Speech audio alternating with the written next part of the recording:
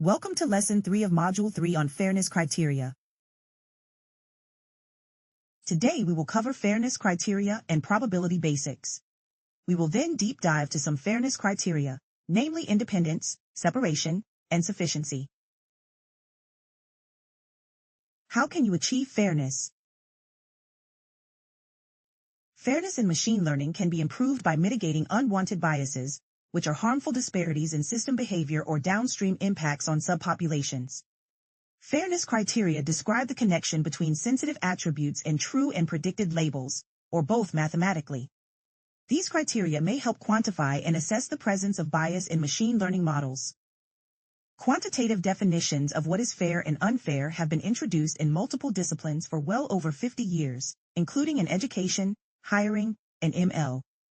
These definitions can be helpful because they help you to implement certain techniques, bias mitigation, that will change the predictions that a model makes with the goal of reducing disparity in outcomes or performance. After the fairness criteria are defined, you can use them at different parts in the ML pipeline. It's possible to mitigate bias by transforming the input data during pre-processing, before the model trains. It's also possible to use the fairness criteria to influence the way that a model is trained directly. Finally, fairness criteria can also be used as a final post-processing step to adjust the outputs of a model that has already been trained. Before we dive into the fairness criteria, let's first quickly recap some probability basics. To measure fairness, a common approach is to look at the probabilities of certain outcomes for different groups. Therefore, it is important to be aware of basic probability calculations. First, the probability PRA of an event A is the number of favorable outcomes divided by the total number of possible outcomes. Take the example of a fair coin toss. There are two possible outcomes, heads, H, or tails, T. Since there is only one favorable outcome, heads, out of the two possible outcomes, the probability of getting heads, denoted as PRH, is calculated as 1 divided by 2, which equals 0.5 or 50%. The conditional probability of an event B is the probability that event B will occur, given the knowledge that event A has already occurred. The conditional probability, PRB vertical bar A, is calculated by dividing the probability of both events A and B occurring together by the probability of event A occurring. Consider the example of drawing a card from a deck of cards. If you draw a red card, event A, what is the probability that the card is an ace, event B? A standard deck of 52 cards includes 2 red aces, ace of hearts and ace of diamonds, so the probability of A and B occurring, which translates to drawing a red ace, is 2 divided by 52. A standard deck of 52 cards has 26 red cards, 13 hearts and 13 diamonds. Therefore, the probability of event occurring, by drawing a red card, is 26 divided by 52, which equals 2. Therefore, the probability that the card is an ace given that you draw a red card is 2 divided by 52 over 26 divided by 52, which is 2 divided by 26, which equals 0.085 or 8%. We will now deep dive into fairness criteria. We will start with independence. The independence criteria, or equality of outcomes, states that the outcome is independent of the sensitive attribute. Models or transformations that adhere to the independence criteria may produce results where the rates of acceptance, or denial, are the same across all groups. Consider the example of a model predicting university acceptance. According to the independence criteria, the acceptance rate needs to be the same in all groups.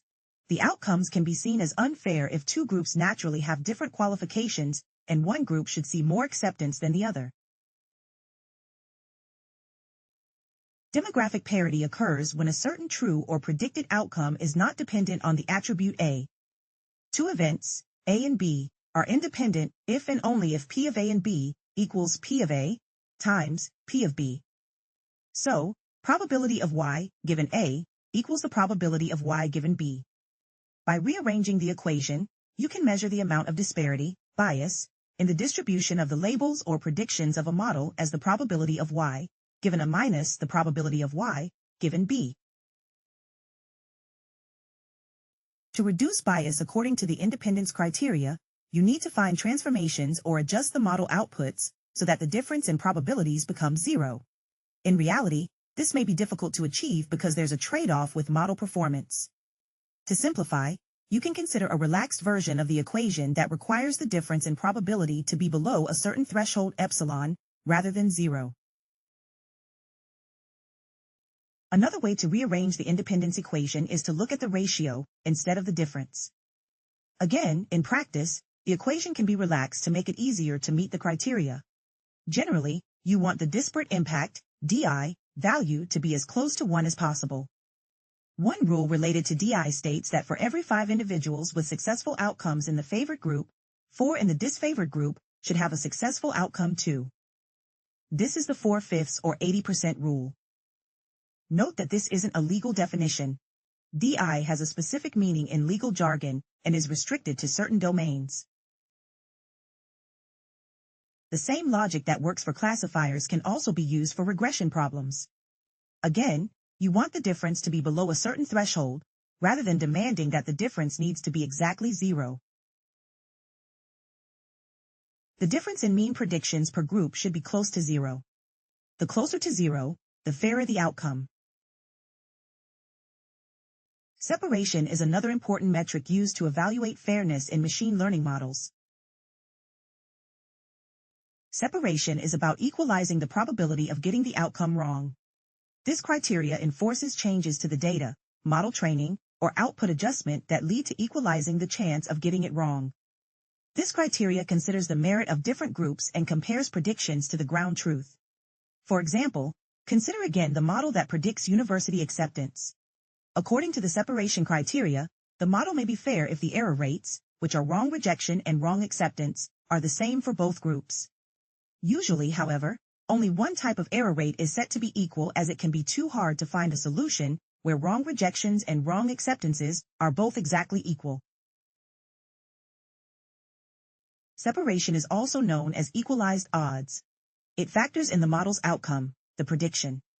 Separation requires the same rate of true positives and false positives across two groups or two distinct attribute values. Unlike demographic parity, independence, equalized odds allows Y to depend on A, but only through the target variable Y. As such, the definition prohibits abusing A as a proxy for Y. Equalized odds enforces the accuracy being equally high in all demographics and punishes models that perform well only on the majority. Regarding to the training process, equalized odds can be used as an in-processing method by adapting the loss function, as well as a post-processing method by directly adjusting outcomes. The final fairness criterion we will discuss is sufficiency. The sufficiency criteria for positive outcomes, also known as positive predictive value parity or PPV parity, tries to achieve fairness by equalizing the chance of success, given a positive prediction. In the admissions example, sufficiency requires graduation rates to be equal across groups of admitted students. In this example, 50% of the applicants that are above the acceptance threshold graduated in both groups. While fairness criteria aim to equalize predictive values across groups, they have inherent limitations. Optimizing for one criteria can lead to making another criteria worse. This highlights the trade-offs involved in pursuing different fairness objectives simultaneously. Potential legal considerations exist for the use of sensitive attributes like race or gender. In some domains, you are not allowed to consider sensitive attributes when making decisions. However, some fairness criteria require sensitive attributes to be known in order to perform the necessary transformations on the data.